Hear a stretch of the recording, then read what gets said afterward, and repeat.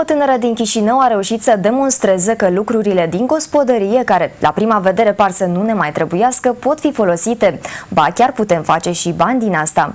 Ea a început să confecționeze diferite obiecte din hăinuțele copilului său. Face din ele buchete de flori, torturi sau bomboane pe care le vinde.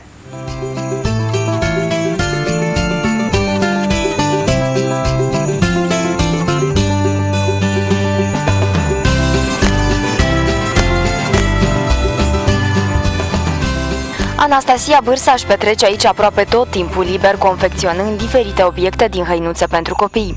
A devenit mamă în urmă cu 9 luni și, stând cu copilul acasă, și-a făcut un nou hobby, iar tânăra speră că în timp aceasta va deveni o afacere. Mă joc cu produsele până ce îmi dau seama că este un produs, semănător cu o floare sau semănător cu ce aș vrea eu să fie până la final.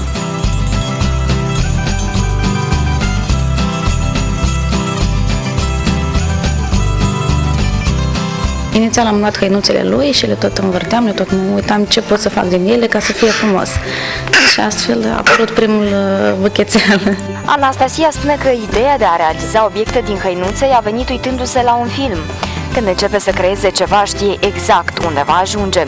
Inițial, materie primă i-au servit hăinuțele copilului său, iar acum le cumpără alegând culorile și textura de care are nevoie.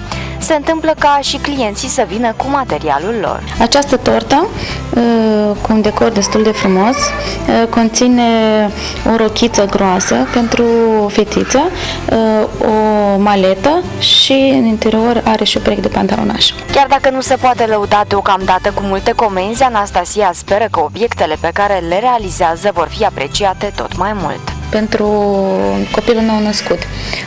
Este o maioașă, ca să zic așa, pentru nou născut, cu pantalonaș,